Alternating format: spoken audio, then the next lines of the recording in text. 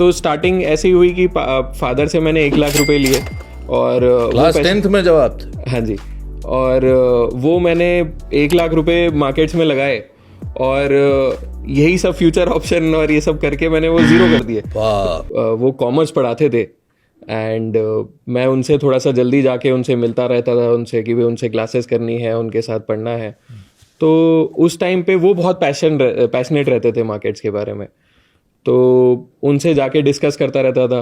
अब फिर 11th था, 11th की कोचिंग लगाई मैंने कॉमर्स की, तो अब भी उनके पास आफ्टर क्लासेस भी मैं उनके साथ बैठा रहता था। तो स्टार्टिंग ऐसी हुई कि फादर से मैंने 1 लाख रुपए लिए और क्लास 10th में जब आप थे? हाँ जी, और वो मैंने 1 लाख रुपए मार्केट्स में लगाए और यही सब फ्यूचर ऑप्शन और ये सब करके मैंने वो जीरो कर दिए। तो तो आप ऐसे तो रोल मॉडल हैं आजकल के लोगों के। तो क्या नहीं करना चाहिए। Exactly. आज भी आप देख रहे हैं, आज तो आप खैर उस पर बात करेंगे, बहुत आगे निकल गए हैं, लेकिन आज भी वही प्रॉब्लम।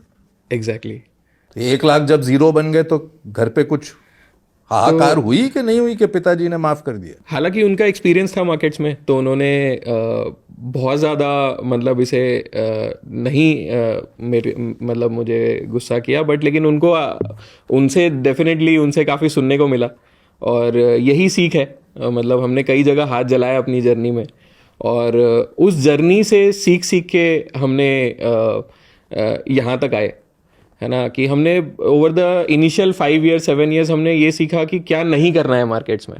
तो आई थिंक वो सबसे इम्पोर्टेंट पार्ट है इन्वेस्टिंग जर्नी का। तो वो डिसिप्लिन। क्या सीखा आप? 3-4 चीजें। जैसे हम कई सारे स्टॉक्स में इन्वेस्ट करते थे, तो पेनी स्टॉक्स में इन्वेस्ट करते थे इनिशियली।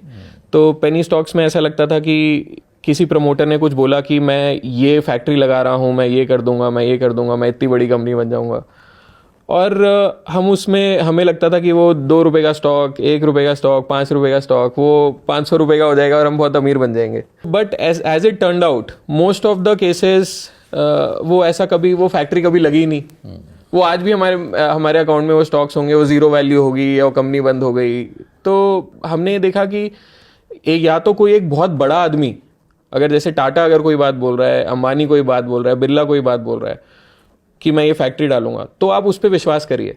अगर कोई नया बंदा जिसने अपने आप को कभी प्रूव नहीं किया वो ये बात बोल रहा है और इतनी एग्रेसिव बातें बोल रहा है, तो एटलीस्ट या तो आप उसका वेट करिए कि वो जब वो एक्चुअली वो टर्न अराउंड आए तब आप इन्वेस्ट करिए।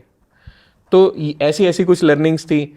आप इनिशियली फ्यूचर्स एंड ऑप्शंस में बहुत ज़्यादा मतलब कि क्योंकि कैपिटल आपका छोटा होता है, आपको लगता है कि मैं इस छोटे कैपिटल से मैं एक बड़ा रिटर्न कमा लूँ और जल्दी जल्दी अमीर बन जाऊँ।